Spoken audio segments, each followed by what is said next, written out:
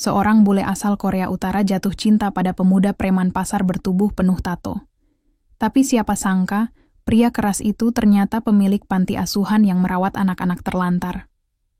Bisakah cinta dan keluarga yang mereka bangun bertahan?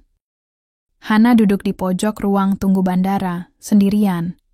Matanya sembab, rambutnya berantakan, dan tangan gemetar meski udaranya nggak dingin-dingin amat. Tas ransel lusuh yang dia bawa dari perbatasan Tiongkok sekarang ada di pangkuannya.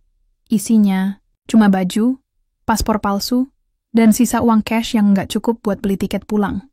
Kalau dia mau pulang. Tapi dia nggak mau. Hana udah muter ke 3 negara sebelum akhirnya mendarat di Jakarta.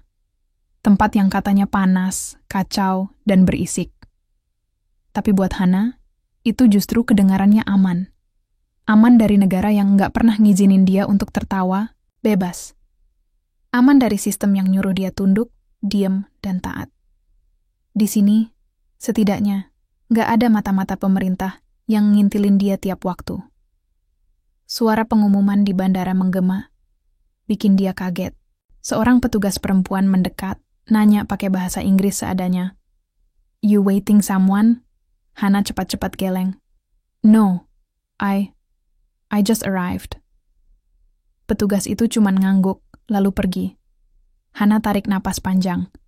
Dia baru sadar, ini kali, pertama seumur hidup dia bisa mutusin sesuatu sendiri. Nggak ada siapa-siapa yang nyuruh dia harus ngapain, pergi kemana, duduk di mana. Bebas, tapi juga ngeri. 2 hari kemudian, Hana udah tinggal di kamar kecil sewaan di pinggir Jakarta. Tempatnya sempit, lantai ubin putih yang udah menguning, kipas angin berdengung non-stop, dan suara dari luar nggak pernah berhenti. Motor, teriakan tukang sayur, azan, bahkan suara ayam. Awalnya Hana pikir dia nggak bakal tahan. Tapi entah kenapa, justru itu semua yang bikin dia merasa hidup. Dia mulai cari kerja. Bahasa Indonesianya 0 besar, tapi bahasa Inggrisnya cukup bagus. Dia kirim lamaran online buat jadi penerjemah, dan beberapa hari kemudian dapat kabar kalau ada kantor kecil butuh bantuan untuk translate dokumen dari Korea ke Inggris. Bosnya orang lokal, namanya Pak Roni. Agak pelit, tapi nggak banyak nanya. Itu yang penting buat Hana. Di kantor itulah, hidup Hana mulai agak tenang. Dia kerja siang sampai sore, malamnya belajar bahasa Indonesia lewat YouTube, dan anak-anak tetangga. Mereka manggil dia Mbak Korea, dan sering ketawa karena logat Hana yang katanya kayak robot. Suatu sore, Hana iseng jalan ke pasar tradisional dekat tempat tinggalnya. Dia pengen cari sayur, katanya lebih murah daripada minimarket. Tapi baru 5 menit masuk, dia udah pusing. Bau ikan asin, ayam hidup, suara ibu-ibu nawar, semuanya tabrakan di kepalanya. Sambil bingung lihat-lihat cabai, tiba-tiba terdengar suara teriakan dari arah lain pasar. "Heh, jangan main curang lu." "Yah! Gue tahu timbangan lu ngaco." Hana menoleh, kaget. Seorang cowok tinggi besar berdiri di depan lapak daging. Lengan dan lehernya penuh tato, suaranya keras banget. Wajahnya kelihatan galak, tapi anak kecil di sebelahnya malah duduk tenang sambil ngemut es krim. Kayak udah biasa dengar suara segede itu. Penjual dagingnya gemetar. Minta maaf sambil buru-buru betulin timbangannya. Cowok bertato itu masih ngedumel, tapi akhirnya pergi. Pas lewat di dekat Hana, cowok itu berhenti sebentar, ngelirik dia dengan pandangan datar. "Baru ya Mbak Korea?" Tanyanya pelan, tapi jelas. Hana kaget. "Hah?" Kelihatan dari cara jalan. Kaku banget. Sebelum Hana sempat jawab, cowok itu jalan lagi sambil ketawa kecil. Dia ninggalin Hana yang bengong di depan tumpukan bawang merah. Malam itu, Hana nggak bisa tidur. Bayangan cowok bertato itu muncul terus di kepalanya. Bukan karena takut, oke, mungkin dikit. Tapi lebih karena penasaran. Kenapa cowok segalak itu bisa kenal dia? Dan kenapa ada anak kecil di dekat dia yang kelihatan nyaman-nyaman aja? Keesokan, harinya, Hana iseng balik ke pasar. Tujuan aslinya cari tahu soal cowok itu. Tapi udah muter-muter dia nggak nemu. Sampai akhirnya, pas keluar dari gang belakang, dia lihat seseorang duduk di depan warung kopi kecil. Cowok bertato itu lagi ngelap luka di lengannya. Anak kecil yang sama duduk di sebelahnya, nyender ke bahunya sambil makan tahu goreng. Hana nggak sadar dia berdiri agak lama, sampai si cowok nengok dan nyapa, mau ngintip terus atau mau gabung. Hana salah tingkah. Tapi tanpa pikir panjang, dia jalan pelan-pelan dan duduk di bangku kayu panjang itu. "Gue Raka," kata cowok itu. "Lu?" Hana jawabnya pelan. "Lu dari Korea Utara ya?" Hana mengangguk agak kaget. "Gue pernah lihat dokumenternya," kata Raka sambil mengunyah. "Tempatnya serem, tapi lu nggak kelihatan takut." Hana nggak tahu harus jawab apa, tapi di dalam hatinya, dia ngerasa aneh. Pertama kalinya sejak lama, ada orang yang enggak nanya dia kerja apa, asalnya siapa, atau kenapa dia di sini. Cuma ngobrol.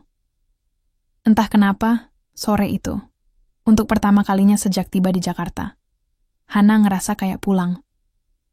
Pasar itu ramai banget pagi itu.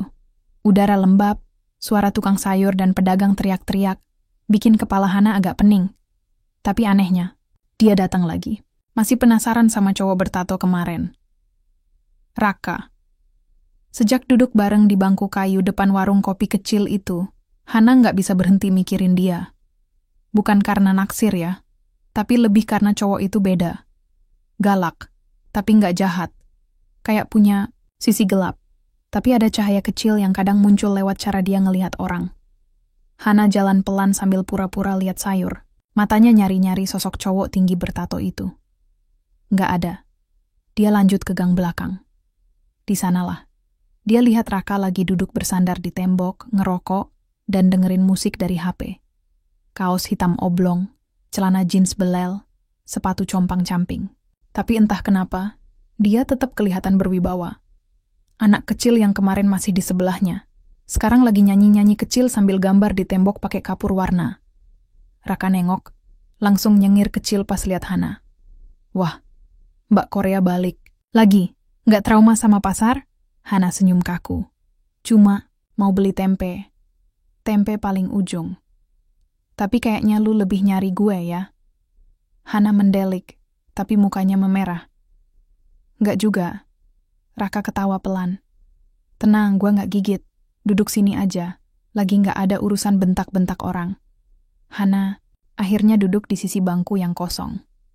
Dia lihat anak kecil itu sebentar. "Anak kamu?" tanyanya pelan. Raka langsung geleng. "Bukan. Tapi..." "Iya juga sih. Gue anggap anak sendiri." Hana diam sebentar. Otaknya berusaha nyambungin.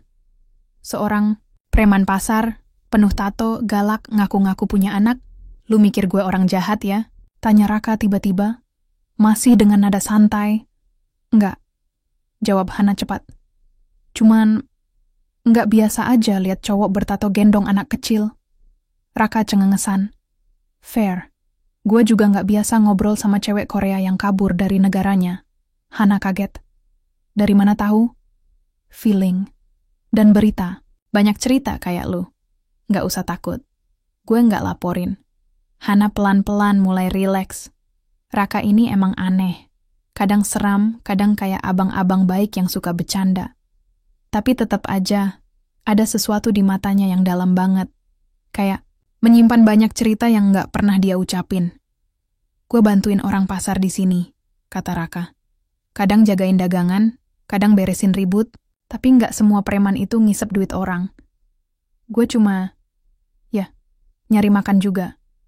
Hana angguk pelan. "Tapi lu bisa jaga anak. Itu beda." "Anak-anak tuh gampang percaya sama orang yang tulus," kata Raka. "Nggak peduli badan gue penuh, tato atau cara ngomong gue kayak mau berantem." Anak kecil itu datang mendekat. Dia naik ke pangkuan Raka dan bisik, "Aku haus." Raka ambil botol air dari tasnya, bukain, dan kasih ke anak itu. Tangannya yang besar dan penuh tato pegangin botol dengan lembut, kayak bapak beneran. "Namanya Didi," kata Raka ke Hana. "Umur 5. Ditinggal orang tuanya di terminal waktu bayi." Hana nahan napas. Dia nggak nyangka akan dengar kalimat kayak gitu.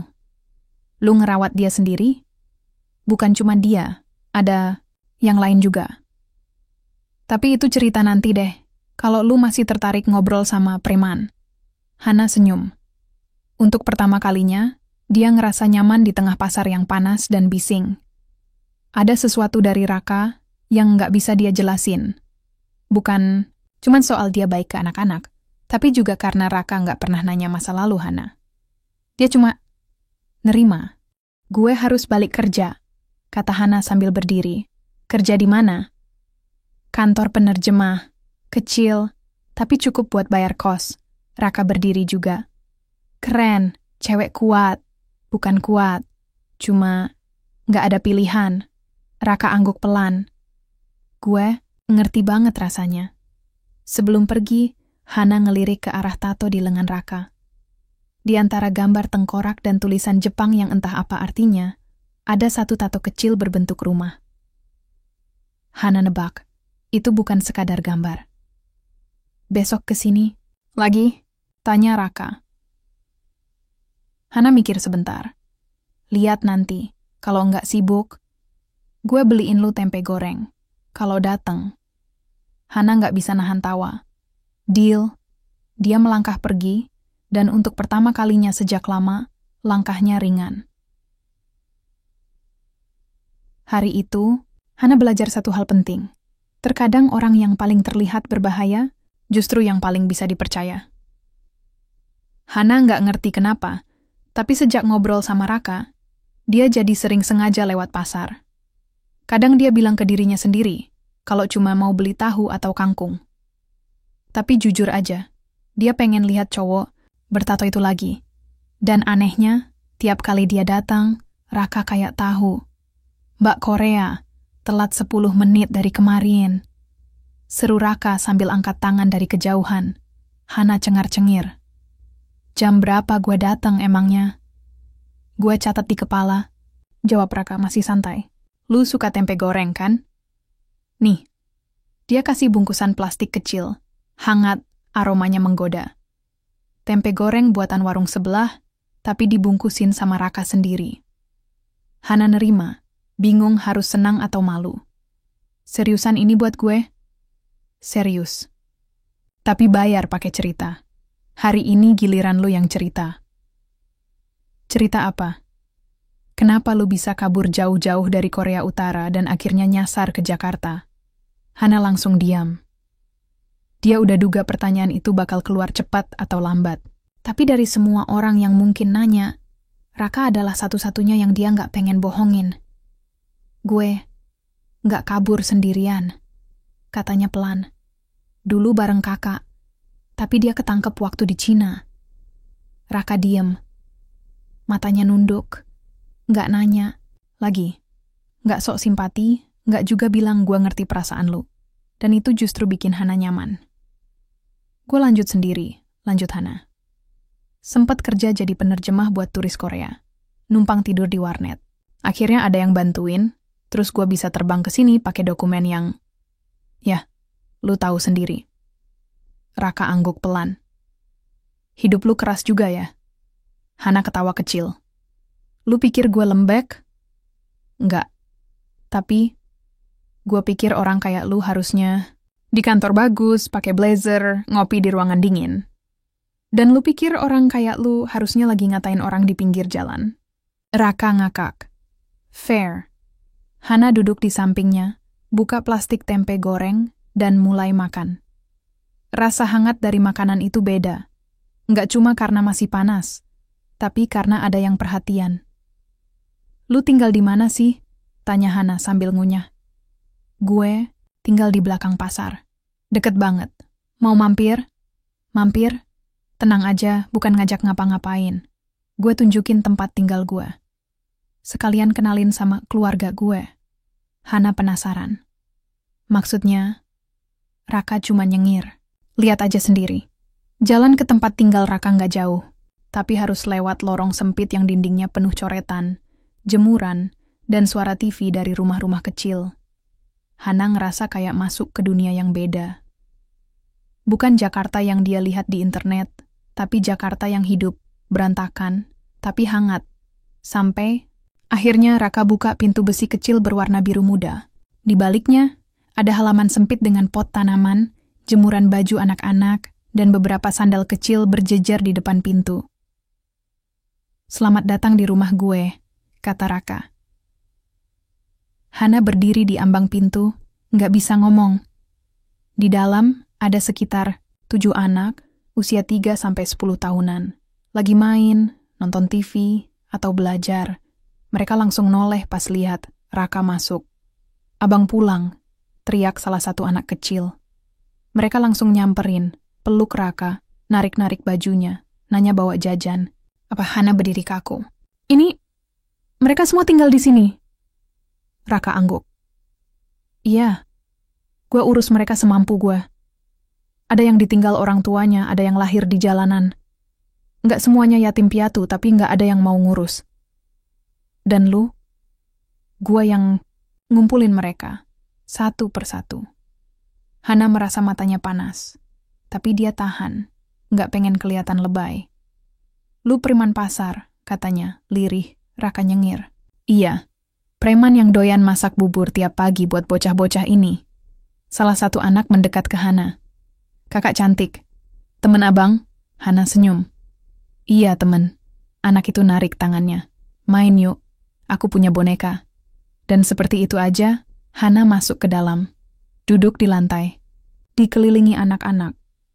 Makan kue sisa ulang tahun yang udah keras. Tapi dia nggak ngerasa jijik. Justru sebaliknya. Untuk pertama kalinya, tempat yang sempit dan ramai ini terasa kayak rumah. Di tengah tawa anak-anak, Hana melirik Raka cowok. Itu sekarang duduk sambil ngebenerin kipas angin rusak. Kaosnya basah, wajahnya capek, tapi ekspresinya adem. Dia bukan preman pasar biasa. Dan Hana mulai sadar, mungkin di balik tato-tato dan suara galaknya, dia baru aja ketemu orang paling tulus yang pernah dia temui seumur hidupnya. Hari itu jadi titik balik buat Hana. Sejak dia masuk ke rumah kecil penuh tawa dan teriakan itu, hidupnya berubah pelan-pelan. Bukan yang dramatis, bukan kayak di film. Tapi cukup buat bikin dia bangun pagi dengan alasan. Ada yang dia tunggu. Ada yang bikin dia senyum. Tiap sore, sepulang kerja, Hana mulai mampir ke rumah Raka. Kadang cuma 15 menit, kadang sampai malam. Anak-anak udah hafal suara langkahnya. Mereka bakal lari-lari keluar, teriak Kak Hana dateng, kayak dia ini selebriti. Raka, seperti biasa, sok cuek, tapi matanya kelihatan lega tiap Hana muncul. "Lu belum bosen ya kesini?" tanya Raka sambil nyapu halaman. "Kalau bosen, nggak mungkin gue bawa kue donat 2 bungkus, jawab Hana sambil angkat plastik. Anak-anak langsung sorak-sorai. Donat isi meses coklat jadi rebutan. 1 bungkus lagi disimpan buat besok pagi, katanya. Kadang Hana heran, kok Raka bisa sabar banget. Tiap hari ngurusin 7 bocah, umur beda-beda, karakter beda-beda. Ada yang bawel, ada yang suka ngambek, ada yang makannya susah banget. Tapi Raka hadapin semuanya kayak bapak sungguhan. Suatu malam, Hana bantuin Raka nyuci piring di dapur kecilnya. Anak-anak udah tidur, dan suara kipas angin tua berdengung pelan. "Lu pernah kepikiran berhenti nggak?" tanya Hana tiba-tiba. "Berhenti?" "Iya. Dari semua ini, ngurus anak-anak. Hidup berat banget loh, uang pas-pasan, rumah sempit. Lu juga kan punya hidup sendiri." Raka ngelap tangan, lalu duduk di bangku kayu kecil. Mukanya serius kali ini. "Pernah," jawabnya pelan. "Waktu awal-awal, pas masih 2 anak. Gue nyesel banget. Nggak ada bantuan, nggak ada yang peduli. Bahkan tetangga mikir gue penculik." "Terus kenapa lanjut?" "Karena gue juga pernah ditinggal," kata Raka. Suaranya turun. Hana diem. Dia tahu ini bagian cerita yang Raka jarang buka ke siapa-siapa. "Gue dulu anak jalanan," lanjutnya. "Bokap mati waktu gue 5 tahun. Nyokap nikah lagi. Suami barunya mukulin gue tiap hari. Gue kabur. Tidur di empran. Nyolong nasi bungkus buat makan. Pernah seminggu nggak makan apa-apa selain air got." Hana nahan napas. Raka bicara pelan, tapi kata-katanya nusuk. "Terus ada 1 ibu warung. Ngasih gue makan gratis. Tiap hari. Nggak nanya apa-apa. Dia bilang, 'Lu lapar, duduk aja.' Itu doang. Tapi gara-gara dia, gue masih hidup." Hana nggak tahu harus ngomong apa. Jadi, sekarang gue cuma lanjutin apa yang orang lain pernah lakuin ke gue. Tutup Raka. Simple. Tapi dalam banget, Hana pelan-pelan duduk di sebelah Raka. Nggak bilang apa-apa. Kadang, diam itu lebih ngena daripada 1000 kata.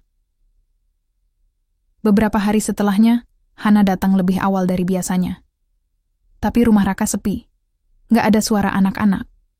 Gerbang nggak dikunci, tapi pintu rumahnya ketutup rapat. Hana ketuk. Pelan. Nggak ada jawaban, dia coba intip dari jendela. Sepi. Hana mulai panik. Nggak biasanya tempat itu segitu sunyinya. Dia muter ke warung depan, nanya ke ibu warung yang biasa duduk sambil nonton sinetron. Bu, Raka kemana ya? Kok sepi banget? Ibu itu langsung matiin TV. Wah, belum tahu kamu ya. Semalam ada yang ngadu. Katanya Raka nyembunyiin anak-anak tanpa izin. Ada yang laporan ke dinas sosial. Hana kaget. Terus, sekarang, dia dibawa ke kantor polisi tadi pagi. Anak-anak juga. Nggak tahu dibawa kemana. Panti mungkin. Dunia Hana rasanya runtuh. Dia buru-buru cabut dari warung, jalan cepat ke halte. Nggak tahu harus kemana, tapi dia tahu satu hal. Dia nggak bisa diam. Sore itu, Hana berdiri di depan kantor polisi kecil di daerah itu. Dia minta ketemu petugas yang nanganin kasus Raka. Nggak mudah, tapi akhirnya ada satu polisi muda yang mau ngobrol. Ibu siapa? Tanya polisi itu, agak curiga. Saya temannya Raka. Dia nggak bersalah. Dia ngerawat anak-anak itu dengan baik. Mereka bukan korban. Dia nggak punya surat resmi untuk jadi pengasuh anak-anak itu.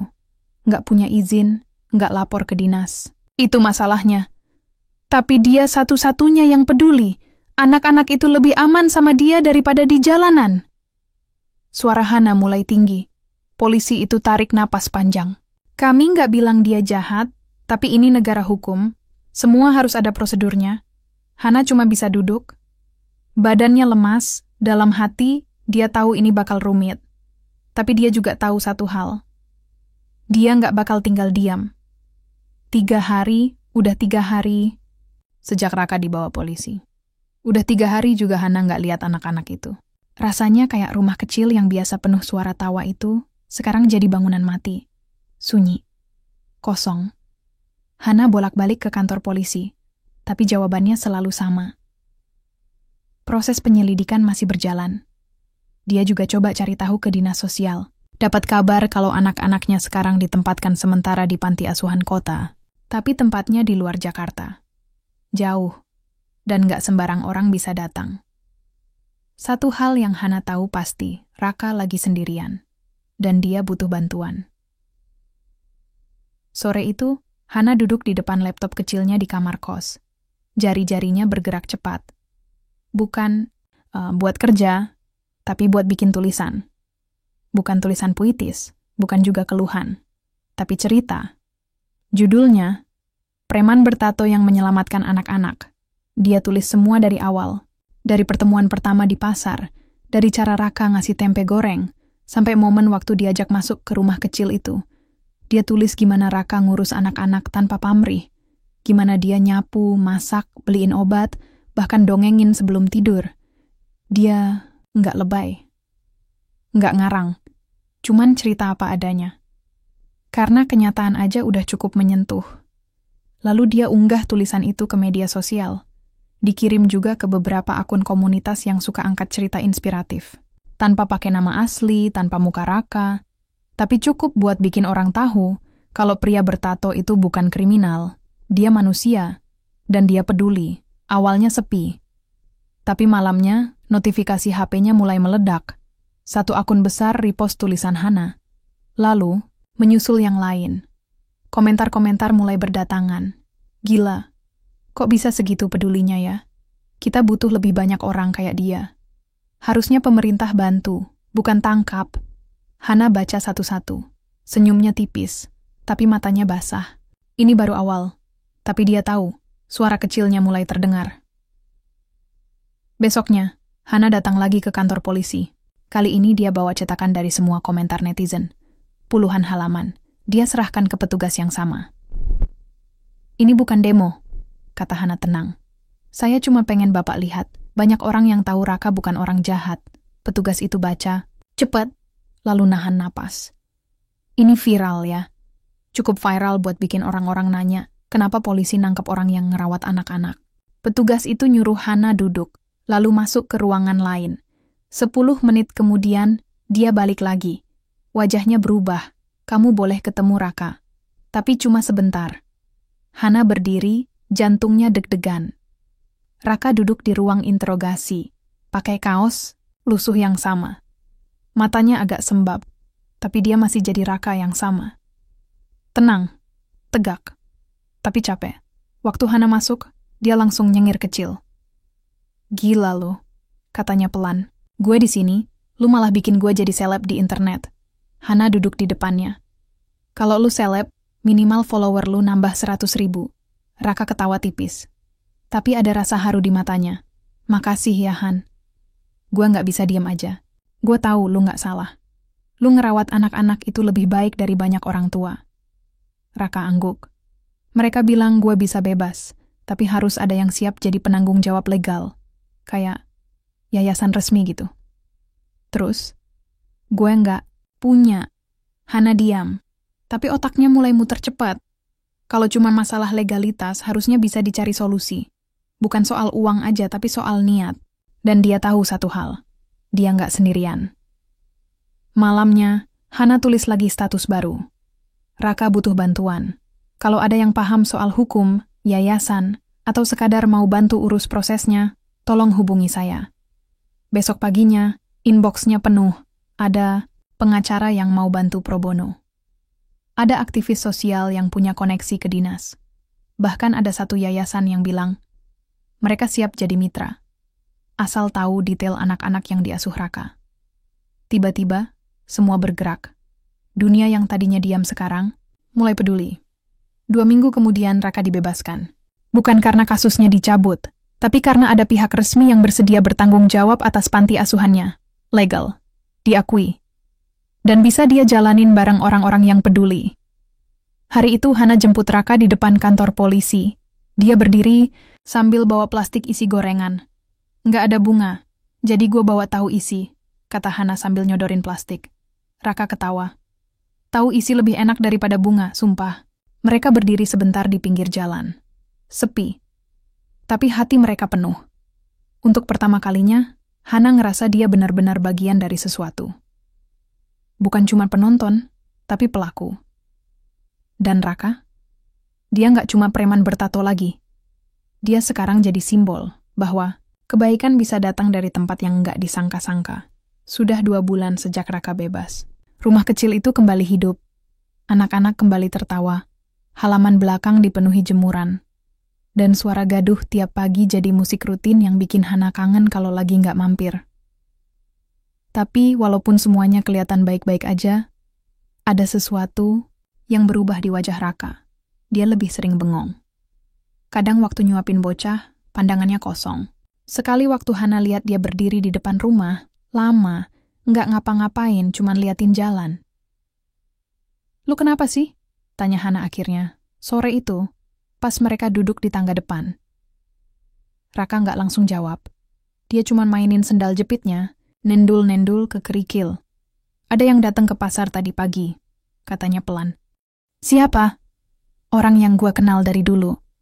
Tapi gue nggak pengen ketemu dia lagi seumur hidup. Hana diam, nunggu lanjutan. Dia nyari gue. Katanya pengen ngobrol. Dia bilang, lu udah sok jadi malaikat ya sekarang? Padahal dulu juga anak buangan. Wajah Raka menegang. Itu bokap tiri gue, Han. Orang yang bikin gue kabur dari rumah dulu. Hana kaget, tapi dia nggak potong. Dia tahu gue ada di sini. Katanya, dia cuman lewat. Tapi gue tahu itu omong kosong. Dia tahu gue ngurus panti ini. Dia tahu gue sekarang diliput media. Dan dia ngancem. Ngancem apa? Dia bilang kalau gue nggak kerja sama, dia bakal bongkar masa lalu gue. Termasuk soal satu kejadian, waktu gue masih hidup di jalanan. Jadi, dia nyimpen sesuatu tentang lu? Raka mengangguk pelan. Ada satu kejadian. Dulu, waktu gue umur belasan, gue pernah ikut temen nyolong motor. Gue nggak tahu motor itu punya siapa, tapi ternyata itu motor milik anak pejabat. Hana mulai paham. Gue sempat ditangkap, tapi kasus itu ditutup. Karena yang nyuruh nyolong kabur, gue cuma dicekal bentar, lalu dilepas karena masih di bawah umur dan karena nggak ada bukti kuat. Terus bokap tiri lu tahu itu? Iya. Dan sekarang dia bilang bakal kejar itu lagi. Kalau gue nggak kasih dia bagian dari uang bantuan yang mulai masuk ke panti. Hana langsung berdiri. Itu pemerasan, Ra. Raka tarik napas panjang. Gue tahu. Tapi ini bukan cuma soal gue. Kalau berita itu naik, panti ini bisa ditutup. Orang-orang bisa batalin donasi, anak-anak bisa kehilangan tempat tinggal lagi. Malamnya, Hana nggak bisa tidur. Dia bolak-balik di kasur, ngebayangin wajah-wajah anak panti itu. Wajah yang tiap hari senyum, yang sekarang bergantung sama Raka. Dia tahu Raka bisa aja lawan. Lapor polisi, cari pengacara. Tapi konsekuensinya berat. Nama baik Raka bisa hancur. Dan di dunia nyata, satu berita buruk bisa ngebatalin 1000 kebaikan. Pagi-pagi Hana ke rumah Raka. Gue punya ide, katanya langsung. Raka masih setengah ngantuk. Ide apa? Kita buka cerita itu. Lu buka semuanya. Di luarnya kelihatan gila. Tapi kalau lu duluan yang cerita, orang nggak bisa dipelintir. Lu kontrol narasinya. Lu serius? Lu manusia, Rak. Lu punya masa lalu, tapi lu juga berubah. Dan orang butuh tahu sisi itu. Raka mikir lama, lalu angguk pelan. Kalau emang harus dibuka, mending dari gua duluan. 3 hari kemudian, Raka duduk di depan kamera kecil yang dibawa teman Hana, videografer freelance. Di belakangnya cuma tembok putih, nggak ada properti berlebihan. Cuman Raka, duduk, dan cerita. Dia buka semuanya, tentang masa lalunya, tentang hidup di jalanan, tentang kesalahan yang pernah dia buat, tentang ketakutan terbesar dia, gagal jadi pelindung anak-anak itu. Dia nggak nangis, tapi suaranya berat. Saya nggak sempurna, katanya di akhir video. Tapi saya berusaha. Dan anak-anak ini, mereka nggak boleh kehilangan rumah lagi cuma karena masa lalu saya. Video itu diunggah ke platform yang sama waktu Hana dulu nulis. Dalam satu malam, meledak komentar netizen campur aduk. Gue lebih respect sama orang yang ngaku salah daripada yang pura-pura bersih. Dosa masa lalu nggak nutup kebaikan masa kini. Gue nangis nonton ini. Lu kuat banget Bang Raka. Tapi yang bikin Hana makin yakin mereka di jalur yang benar adalah satu DM dari wartawan besar. Kami mau angkat ini jadi dokumenter pendek. Mau bantu kampanye legalitas panti Raka. Bisa hubungi kami? Di sisi lain, bokap tiri Raka hilang. Mungkin karena nggak nyangka Raka bakal buka semuanya sendiri. Mungkin karena tahu, ancamannya udah nggak ngaruh lagi. Hana duduk di samping Raka malam itu. Di depan mereka, anak-anak lagi tidur di atas kasur tipis. Pelan-pelan, udara malam terasa lebih ringan. Lu nyesel? Tanya Hana. Raka geleng. Justru sekarang gue ngerasa bebas. Gue nggak sembunyi lagi. Hana senyum kecil. Lu tahu nggak? Gue dulu kira lu cuma preman pasar. Raka senyum miring. Ya sekarang juga masih. Cuma preman yang punya anak 7. Mereka ketawa kecil. Tapi di balik tawa itu, mereka tahu. Perjuangan belum selesai. Tapi setidaknya, sekarang, mereka nggak sendiri. Semenjak video Raka viral, suasana rumah panti jadi beda. Bukan cuma lebih ramai sama tamu yang datang, relawan, wartawan, mahasiswa KKN, tapi juga terasa lebih hidup. Anak-anak makin semangat sekolah, mereka punya seragam baru hasil sumbangan, dan tiap sore suka ada yang ngajarin les di ruang tamu. Tapi di balik itu semua, Raka tetap waspada. Hidup di jalanan dulu ngajarin dia satu hal penting. Kalau sesuatu terlalu cepat membaik, biasanya ada badai yang nyusul dari belakang. Dan benar aja, suatu sore, waktu Hana lagi bantu urus buku laporan bulanan buat yayasan, Raka dapat surat. Dikirim lewat kurir. Isinya, panggilan dari pengacara sebuah perusahaan. Setelah dibaca, wajah Raka langsung berubah kaku. Hana yang duduk di sebelahnya langsung ikutan tegang. Apaan, Rak? Ini panggilan somasi. Hana baca cepat isi surat itu. Ternyata, ada pihak yang ngaku kalau lahan yang selama ini dipakai panti itu milik perusahaan mereka. Mereka minta panti segera dikosongkan dalam waktu 2 minggu. Raka nunduk, tangannya ngepal. Gue tahu ini ujung-ujungnya ke sini, katanya pelan. Ini bukan soal tanah, ini cara lain buat nendang kita keluar. Malam itu, anak-anak tetap tidur tenang. Tapi di ruang depan, Hana, Raka, dan 2 orang dari yayasan yang bantu legalitas panti duduk melingkar. Obrolannya serius. Sebenarnya surat itu masih bisa dilawan, kata Pak Didit, pengacara dari yayasan. Tapi kita harus bisa buktiin bahwa selama ini lahan ini mangkrak dan gak ada aktivitas resmi dari perusahaan. Lu punya dokumen, Rak? Raka geleng. Waktu gue mulai bangun tempat ini, lahan ini udah kayak semak belukar. Gak ada pagar, gak ada plang, gak ada tanda milik siapa-siapa. Berarti kita perlu cari bukti kuat kalau panti ini aktif, berdampak, dan didukung warga. Kita bisa ajukan permohonan hak guna atau minimal mediasi. Kalau mereka maksa? Tanya Hana. Ya, kita bisa bawa ke pengadilan, tapi itu panjang. Dan bisa bikin panti ini ikut dibekukan dulu. Raka diam, tapi matanya jelas-jelas menahan amarah. Kalau mereka mau perang, katanya pelan, ya kita kasih perlawanan. Besoknya, Raka jalan keliling lingkungan sekitar. Nggak cuman pasar, tapi sampai ke warung-warung, tukang becak, ibu-ibu PKK, bahkan satpam perumahan. Dia jelasin kondisi panti. Dia minta mereka bikin surat dukungan, tanda tangan. Pernyataan tertulis kalau panti ini beneran aktif dan berguna buat lingkungan. Responnya di luar dugaan. Satu persatu warga ngasih dukungan. Bahkan Pak RW ngumpulin warga buat bikin pernyataan bersama. Kalau sampai tempat ini digusur, nanti anak-anak ini tidur di mana? Kata seorang ibu penjual sayur. Kalau bukan kita yang jaga, siapa lagi? Raka nggak banyak ngomong. Tapi, tiap habis ambil tanda tangan, dia selalu nyempetin duduk sebentar, tarik napas panjang, kayak ngumpulin tenaga. Hari Minggu, Hana bikin ide gila. Open house, panti dibuka buat umum.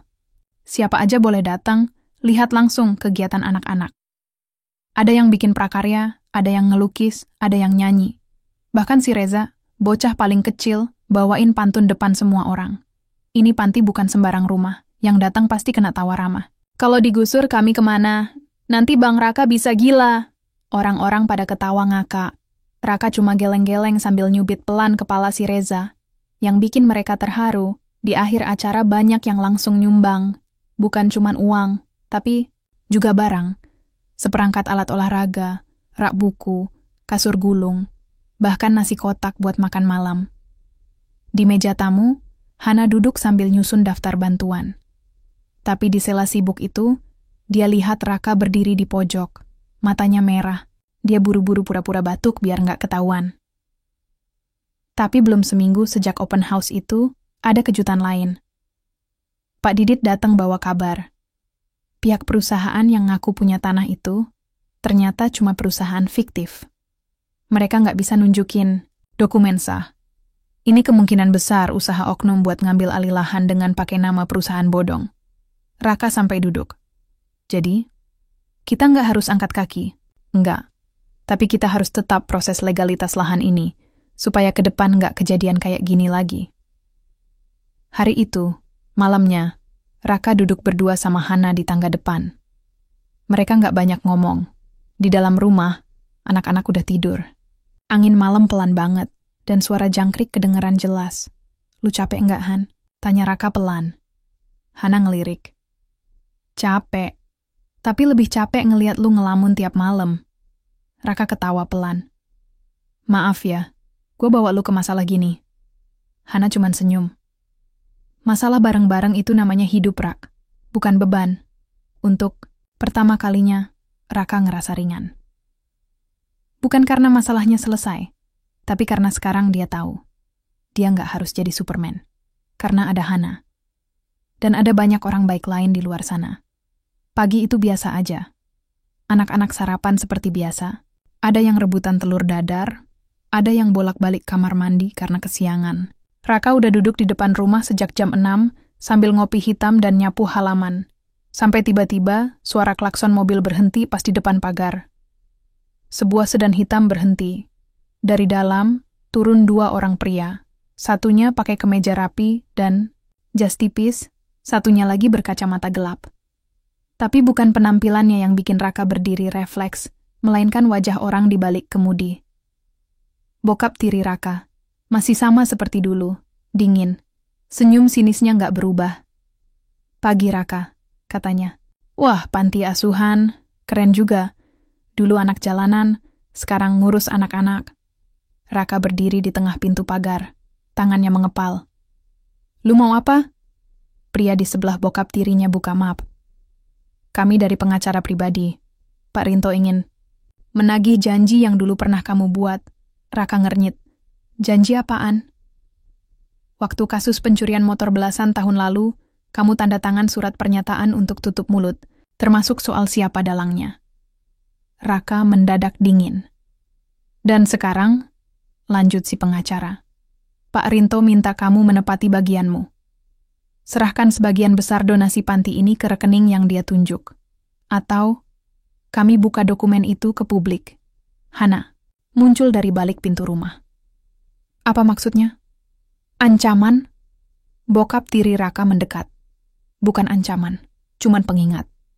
Dulu saya bantu kamu bebas, sekarang giliran kamu bantu saya. Atau kamu pikir dunia bakal percaya sama mantan kriminal jadi pengasuh anak?" Raka diam. Tapi di dalam, pikirannya berantakan. Dia tahu surat itu pernah ada. Tapi dia pikir udah dihancurkan. Ternyata masih disimpan, dijadikan alat. Lagi. Hana tarik Raka ke dalam. "Lu nggak bisa nurutin mereka, Ra. Kalau nggak, mereka bisa bikin nama gua hancur. Nama panti ini juga. Justru itu. Kita nggak bisa terus diatur sama masa lalu. Apalagi sama orang kayak dia." Raka duduk. "Tapi ini beda. Ini bukan cuma video viral lagi. Ini dokumen hukum. Dan kalau masuk ke media, orang bisa muter balik. Donatur bisa panik. Terus lu mau gimana?" Raka nunduk. "Gua harus temui dia. Sendirian." Sore itu, Raka datang ke hotel tempat bokap tirinya nginap. Dia nggak bawa pengacara, nggak bawa siapa-siapa. Cuman bawa selembar surat pernyataan baru. Dan 1 kotak kecil. Di dalam kamar, bokap tirinya udah nunggu sambil ngerokok. Wah, akhirnya nurut juga. Raka duduk. "Gue di sini bukan buat nurut. Tapi mau kasih 1 kali kesempatan buat lu berhenti." "Berhenti?" Bokapnya ketawa. "Lu pikir ini film?" Raka buka kotak kecil itu. Isinya rekaman suara. Dia play. "Pak Rinto, jadi ini uang dari donasi ya. Gimana cara kita masukinnya ke rekening perusahaan?"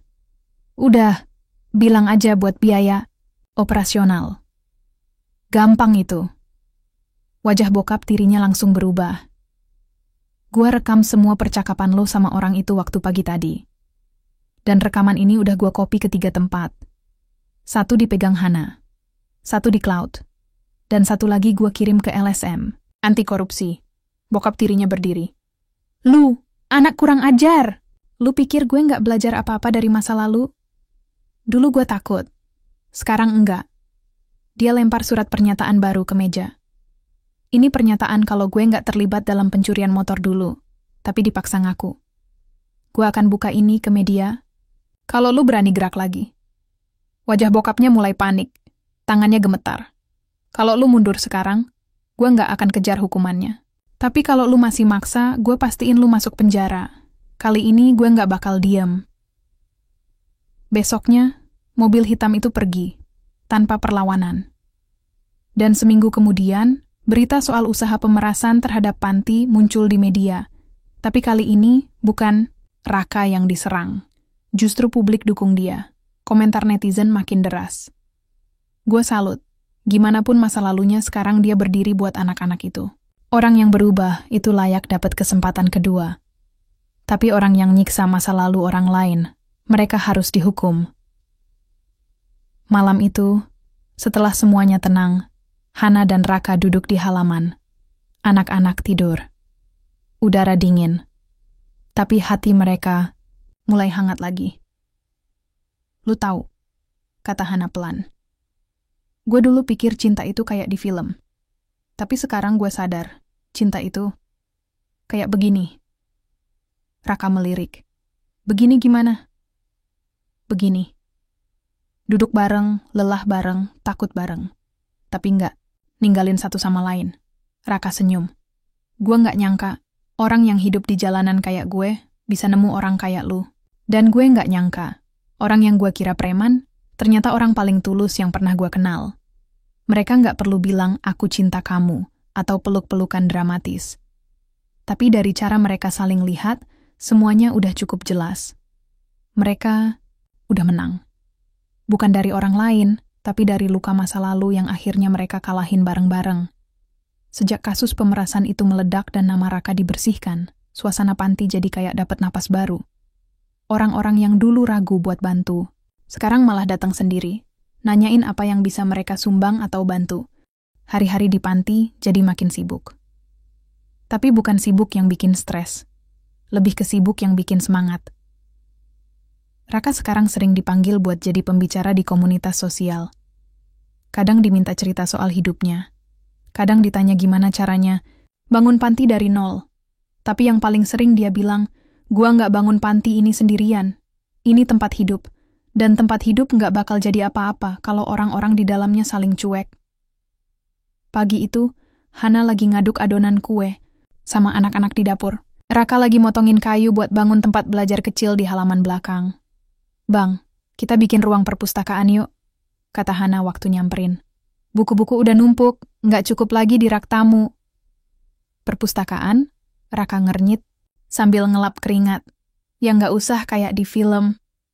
Paling enggak ada tempat anak-anak bisa baca, nulis, sambil duduk nyaman.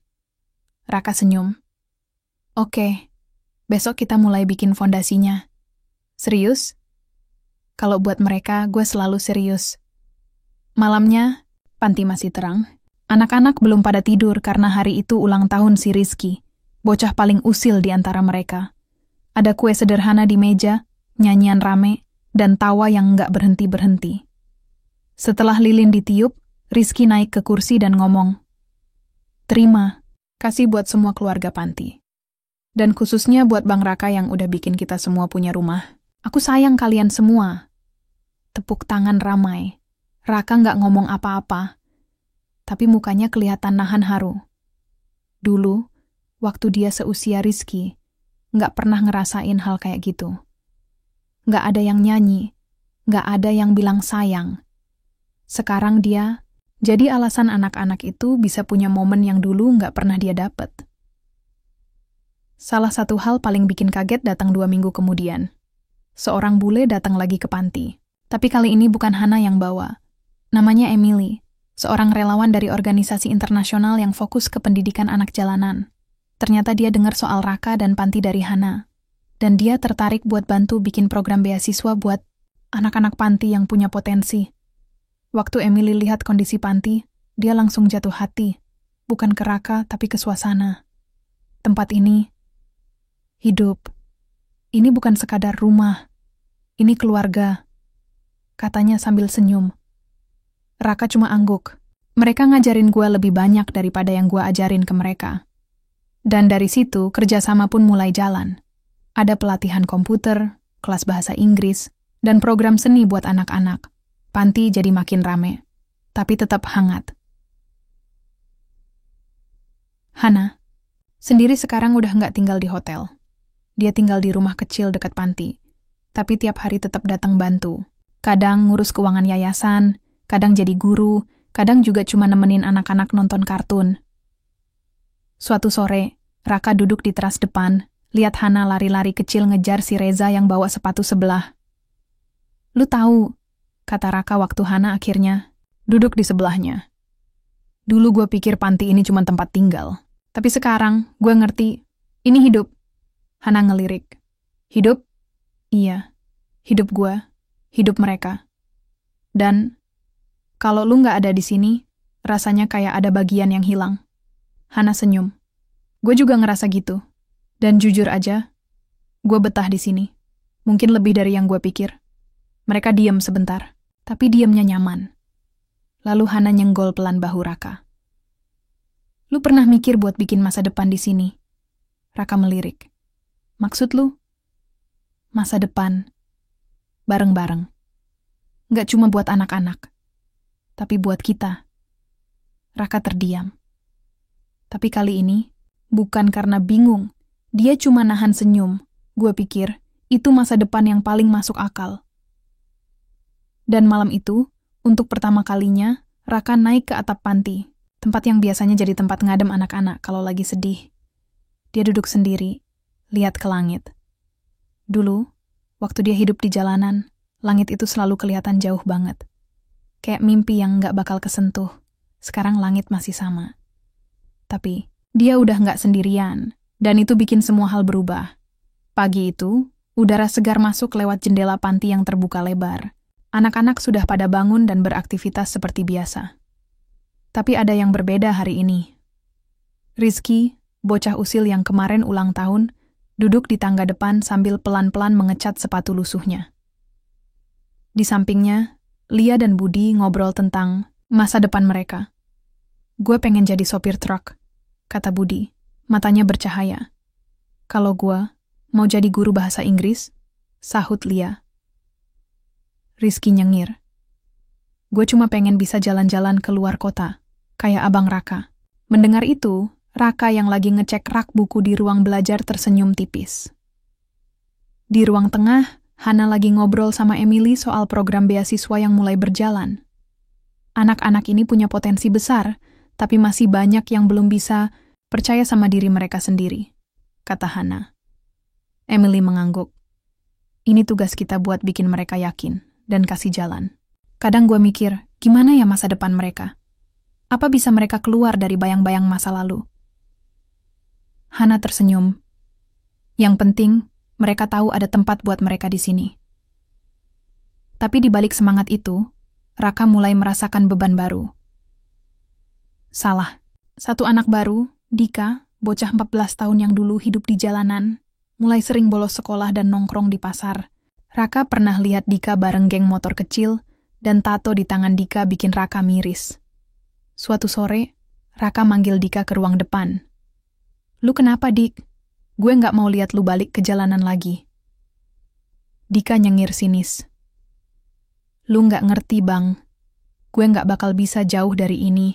Tato ini identitas gue. Dan geng ini, keluarga gue. Raka nyoba tenang. Kalau keluarga yang bawa lu ke arah yang salah, lebih baik cari keluarga baru di sini. Dika diem. Mata dia agak basah, tapi tetap keras. Gue bukan kayak lu, Bang. Gue nggak punya pilihan. Raka ke kamar kecilnya, duduk sambil pegang foto anak-anak panti. Gue nggak bisa nyerahin mereka ke jalanan lagi, gumamnya. Hana datang bawa teh hangat. Lu terlalu keras ke diri sendiri, Rak. Tapi gue takut, Han. Takut gue nggak cukup buat mereka. Hana duduk, genggam tangan Raka. Lu udah jadi keluarga mereka. Keluarga nggak harus darah. Keluarga itu tempat kita pulang. Malamnya, Raka mutusin buat ketemu orang tua angkat Dika yang dulu pernah dia bantu saat masih di jalanan. Dia ingin cari tahu lebih banyak soal masa lalu Dika, dan kenapa bocah itu terjerumus ke geng motor. Setelah ngobrol panjang, Raka ngerti kalau Dika pernah kehilangan bapaknya yang jadi korban kekerasan. Ibunya udah lama nggak ada kabar. Jadi dia cari perlindungan di geng itu, kata Raka pelan waktu balik ke panti. Hana peluk dia. Sekarang kita harus jadi perlindungannya. Hari-hari berikutnya, Raka dan Hana fokus bantu Dika. Mereka ajak dia ikut kegiatan panti, kasih perhatian lebih, dan berusaha tunjukin jalan lain. Banyak drama, tentu saja. Tapi perlahan, Dika mulai berubah. Dia ikut kelas komputer, kadang bantu Raka di pasar, dan yang paling bikin Raka bangga, Dika mulai buka lembaran baru. Sore itu, waktu semua anak lagi latihan drama buat acara ulang tahun panti bulan depan, Raka berdiri di samping Hana. Kadang gue mikir, kata Raka, gue nggak bisa ganti masa lalu mereka. Tapi gue bisa bantu mereka tulis masa depan. Hana senyum. Dan mereka juga kasih lu harapan, bukan? Raka mengangguk pelan. Tapi hidup nggak pernah mulus. Suatu malam, Dika pulang ke panti dengan wajah bengkak. Ternyata, geng lamanya nggak terima dia mulai berubah. Raka dan Hana tahu, perjuangan belum selesai. Tapi mereka juga tahu, bersama, mereka bisa hadapi apapun. Pagi, Nemo di panti masih sama rame dan sibuknya. Tapi ada suasana baru yang bisa dirasakan. Dika, yang dulu sering bikin masalah, sekarang mulai ikut bantu di dapur. Kadang dia juga nemenin anak-anak belajar komputer. Senyumnya pelan-pelan mulai muncul. Lebih sering, Raka dan Hana sering saling tukar pandang. Ada sesuatu yang tumbuh antara mereka. Bukan cuma soal kerja sama, tapi juga rasa. Hari itu, setelah latihan drama selesai, Hana duduk di depan panti sambil nunggu Raka. Tiba-tiba, Raka duduk di sampingnya.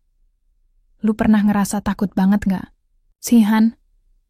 Kayak takut gagal ngurusin anak-anak ini, Hana mengangguk. Sering banget, kadang gue mikir, apa gue cukup kuat? Raka nyengir kecil. Gue juga. Tapi gue belajar, takut itu normal. Yang penting kita tetap maju. Mereka berdua tertawa ringan. Tawa yang selama ini jarang keluar dari hidup mereka.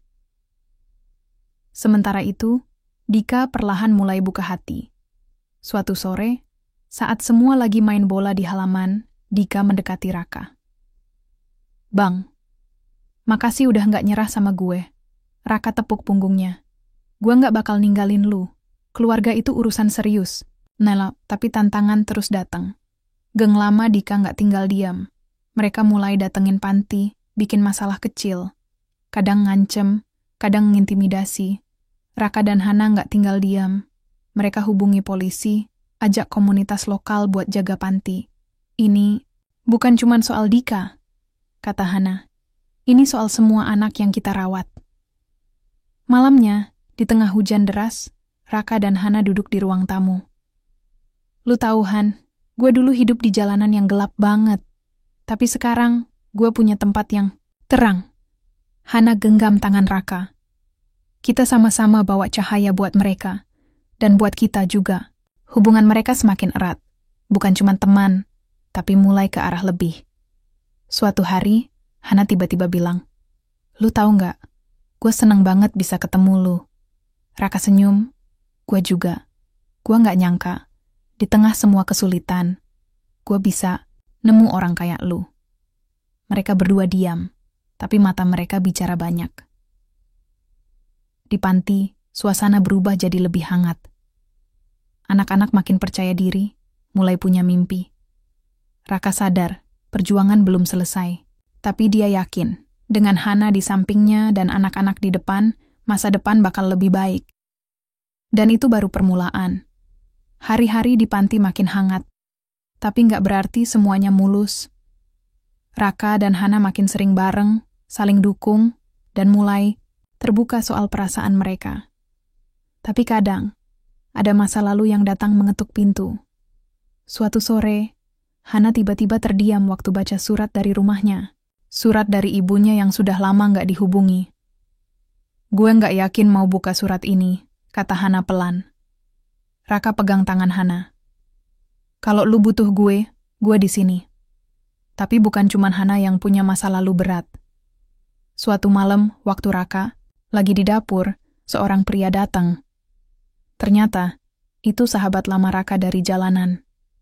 Dia datang bawa kabar buruk. Seseorang dari masa lalu Raka muncul dan bikin masalah. Raka tahu ini bisa ganggu panti dan anak-anak. Dia harus buat pilihan berat. Sementara itu, Hana memutuskan buat hubungi ibunya. Dia ingin mencari jawaban sekaligus mengobati luka lama. Raka dukung Hana sepenuh hati, walau dia juga sibuk ngatur panti dan hadapi masalah dari masa lalunya sendiri. Masalah di panti makin rumit ketika ada donatur besar tiba-tiba tarik dana. Karena isu yang disebar orang dari masa lalu, Raka dan Hana harus kerja keras ngelawan rumor itu dan membuktikan bahwa panti tetap berdiri kuat. Di tengah segala masalah, hubungan mereka diuji. Kadang mereka cekcok karena tekanan dan rasa takut kehilangan. Tapi di akhirnya, mereka sadar satu sama lain adalah kekuatan yang nggak bisa diabaikan. Malam itu, Raka dan Hana duduk di atap panti, lihat bintang. "Lu percaya kita bisa lewati ini?" tanya Hana Raka, genggam tangan Hana erat. "Gue nggak cuma percaya, Han. Gue yakin. Mereka saling pandang. Ada harapan baru yang mulai tumbuh." Pagi itu, panti seperti biasa penuh dengan tawa dan suara anak-anak yang berlarian. Tapi ada suasana yang berbeda. Raka dan Hana duduk berdampingan di ruang tamu panti, menikmati kopi pagi sambil mengamati semua yang terjadi di sekitar. Setelah perjalanan panjang dan banyak ujian, mereka akhirnya menemukan sesuatu yang jauh lebih berarti daripada sekadar rumah untuk anak-anak. Mereka menemukan keluarga. Beberapa minggu terakhir memang berat. Masalah dari masa lalu hampir meruntuhkan semuanya. Tapi justru dari situ, mereka belajar bahwa keluarga bukan soal darah, melainkan pilihan dan perjuangan bersama. Raka menatap Hana, lalu berkata, "Gua nggak pernah nyangka. Dari kehidupan yang penuh luka, gua bisa nemu sesuatu yang kayak gini." Hana tersenyum. "Gua juga.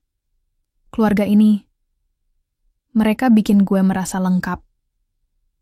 Anak-anak yang dulu penuh trauma, kini mulai percaya pada mimpi mereka. Lia sudah diterima di sekolah favorit, Budi mulai ikut pelatihan mekanik, dan Dika, dia sekarang jadi salah satu pengurus panti yang paling bertanggung jawab. Melihat itu, Raka tahu semua perjuangan ini nggak sia-sia. Hari itu, panti mengadakan acara kecil. Semua anak menampilkan bakat mereka. Nyanyi, drama, bahkan tari. Hana dan Raka duduk berdampingan. Mata mereka berkaca-kaca melihat betapa jauh anak-anak itu sudah tumbuh. "Lihat mereka, Han. Ini keluarga kita," kata Raka pelan. Hana mengangguk, "Dan kita rumah mereka." Malamnya, setelah semua anak tidur, Raka dan Hana duduk di teras. Hana memegang tangan Raka. "Lu tahu nggak, Bang? Gue ngerasa di sini, gue akhirnya nemu tempat yang gue sebut rumah." Raka tersenyum. "Gue juga. Han, gue nggak mau jauh-jauh dari sini." Mereka berdua tahu, jalan ke depan nggak bakal selalu mulus. Tapi dengan keluarga yang mereka bangun, mereka siap menghadapi apapun. Bersama, mereka bukan cuma jadi pelindung anak-anak itu, tapi juga jadi pelindung satu sama lain. Cerita mereka bukan cuma tentang cinta dua orang dari dunia yang berbeda, tapi juga tentang kekuatan keluarga yang dipilih dan perjuangan untuk membangun masa depan. Di bawah langit malam yang tenang, mereka duduk berdampingan, menatap bintang-bintang. Raka berkata, "Keluarga adalah pilihan, dan gue pilih lu, Han." Hana tersenyum, "Dan gue pilih lu juga, Bang."